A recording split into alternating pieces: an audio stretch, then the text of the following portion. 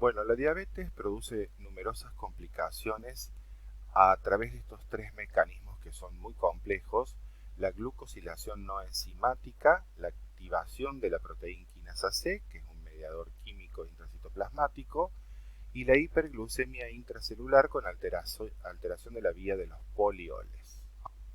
Bueno, respecto a la glucosilación no enzimática, es decir, se glucosilan proteínas, esto es una proteína y esto es una molécula de glucosa. Con niveles normales de glucosa, esta unión puede ser reversible, pero si la glucemia persiste, la unión es irreversible y la proteína se altera. Entonces produce distintas lesiones. Esto se llama producto final de glucosilación avanzada o AG y produce tres tipos de lesiones. La aterogénesis, porque estos complejos atrapan lipoproteínas de baja densidad en la pared de los vasos, hay AG más receptores de AG en la pared de los vasos. La microangiopatía, que es otra lesión, porque liga la albúmina a las membranas basales de los capilares, y alteración de la respuesta inmunológica, porque se altera, hay receptores de endotelio en los monocitos, en los macrófagos, en los linfocitos y en células mesangiales. Entonces todo este tipo de celularidad se ve alterada por la unión de estos AG a los receptores de estas células. ¿Cómo se activa la proteína quinasa C?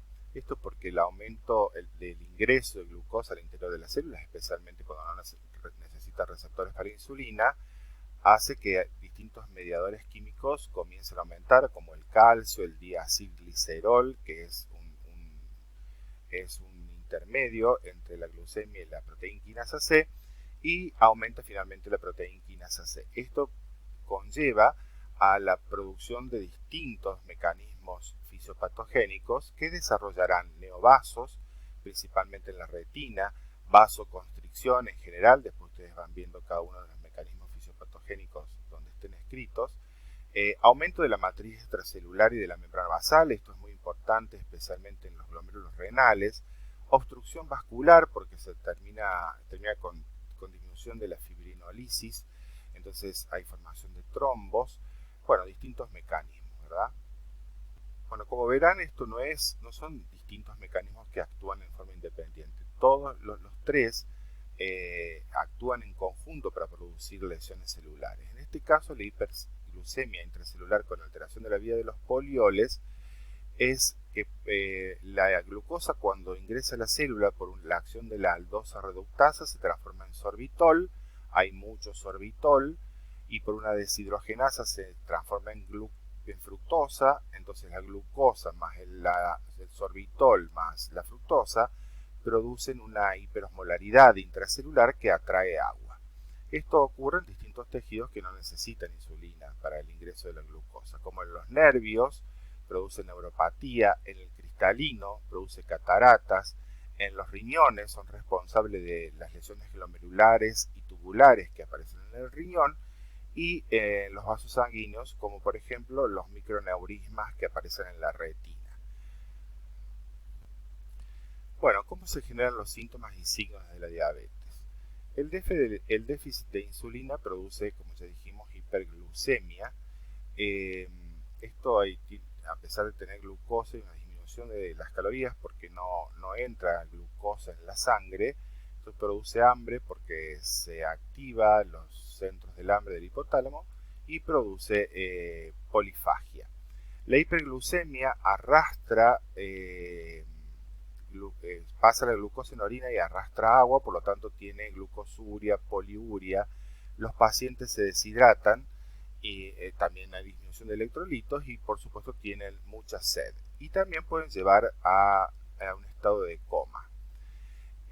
Por otra parte, como no se puede usar la glucosa que circula en sangre, la célula recurre a lipólisis, es decir, obtener energía a partir de la grasa. Entonces hay un aumento de los ácidos grasos libres y aumenta la beta-oxidación de estos ácidos grasos. Esto lleva a una acidosis, a una cetoacidosis, que produce un aumento de la frecuencia respiratoria y por supuesto lleva también a un estado de coma. El paciente se puede morir por cetoacidosis, especialmente diabetes tipo 1 en pacientes jóvenes o por un coma hiperosmolar sin cetosis, como ocurre en los pacientes deshidratados que son diabéticos tipo 2 de mayor edad. Bueno, y para finalizar, esto es un cuadro comparativo de los dos tipos de diabetes. Vamos a ir hablando de uno y después lo comparamos con el otro, ¿no? El diabético tipo 2 es muchísimo más frecuente, son el 90-95% de los casos y aparece después de los 40 años.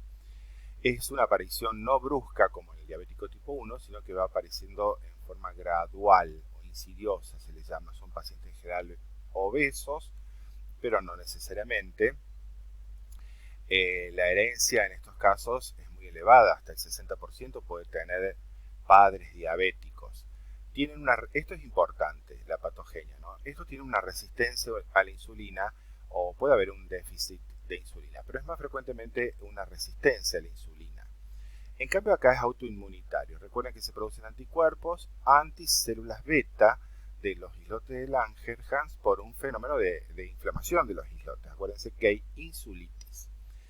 Y también en el tipo 2, la insulinemia, bueno, si la medimos puede ser normal o elevada. Acá no hay insulina, por lo tanto necesitan insulina. Por esto el tipo 1 se le llama insulino dependiente y el tipo 2 no insulino dependiente y pueden cursar su vida normal con hipoglucemiantes orales y en algún momento pueden llegar a necesitar insulina.